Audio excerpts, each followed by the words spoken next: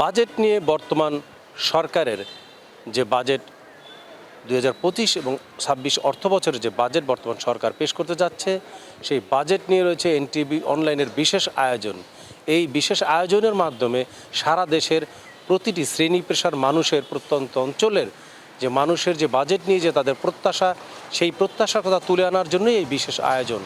তেমনি আমরা কথা বলেছি ভোলার রাজনীতিবিদদের সাথে। তারা যেমনটা জানিয়েছেন যে তাদের চাওয়া হচ্ছে বর্তমান অন্তর্বর্তী সরকার দুর্নীতিমুক্ত, স্বাস্থ্য, শিক্ষা এবং বিলাসিতা নয়, জনকল্যাণমূলক একটি বাজেট এই অন্তর্বর্তী সরকার পেশ করবে, এমনটাই তাদের দাবি। সামনে যে বাজেট পেশ করবেন সেই বাজেট নিয়ে আমাদের কথা। আমাদের সরকার যে বাজেটগুলো পেশ করবেন যেটা আমাদের দেশের জন্য একটা ভালো হয় সেই বাজেট পেশ করবেন। যেরকম দেখা গেছে অতীতে সরকার যে বাজেটগুলো পেশ করতো সুষম বন্টন হতো না।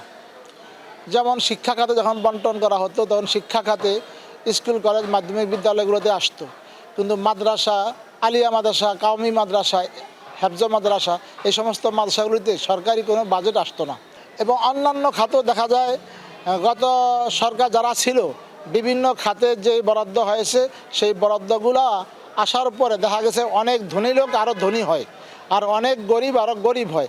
অর্থাৎ সুষম বন্টন না হওয়ার কারণে এরা কী করেছে, মেগা প্রজেক্টের নাম দিয়া এরা অর্থ আত্মসাৎ করে ধনীরা আরও ধনী হয়েছে আর গরিব থেকে আরও শোষণ করে গরিব মানুষকে আরও গরিব বানিয়ে বাজেট গরিব বানিয়ে ফেলছে।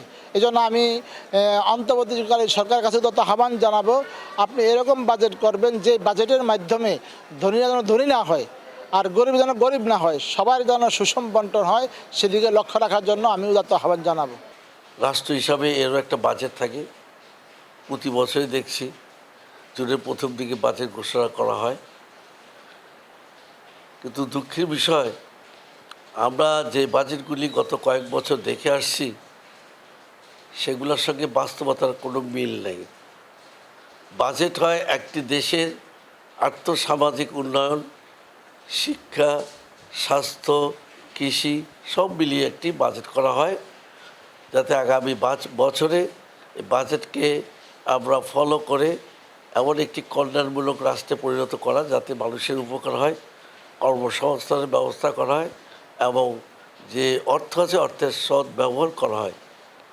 কিন্তু সেই দিক থেকে আমরা বাংলাদেশ অনেক পিছিয়ে আছি। বিগত সরকারগুলিতে আমরা যে বরাদ্দ দেখেছি এবং যে সমস্ত প্রজেক্টগুলো গ্রহণ করা হয়েছে তা আনপ্রোডাক্টিভ, অনেকগুলি আনপ্রোডাক্টিভ। তো কথা হলো একটি কথা যে অনাহুত মেগা প্রকল্প নিয়ে লাভ নেই। কর্ণফুলীর নদীর নিচে দিয়ে আপনারা সরকার করেছে, সেই বাইপাস করেছে কর্ণফুলীর নিচে দিয়ে, সেটাকে যেই টাকা খরচ হয়েছে সেই টাকা উঠতে কত শত বছর লাগবে আমি জানি না। তারা এক একটা প্রকল্পে যা প্রয়োজন নেই তার চেয়ে বহুগুণ বাজেট নিয়েছে, নিয়ে ওগুলিকে তারা লুটপাট করিয়া গেছে। তাহলে আপনার বাজেট যদি এইভাবে হয় তাহলে তো আপনি কীভাবে সামনে আগাবেন, তাই না? এই যে এখন দেখা যায় অনেক আছে ক্যান্সার রুগী আসে, দুরারোগ্য রুগী আসে, তো একটা সংগঠনের পক্ষ থেকে সাধারণ জন কত টাকা দেওয়া যায়, দেখা যায় লাখ লাখ টাকা দরকার। তো সেখানে দেখা যায় আপনার হাজার হাজার কোটি টাকার বাজেট হয়, শিক্ষা এই চিকিৎসা ক্ষেত্র কয়েক হাজার কোটি টাকার বাজেট হয়।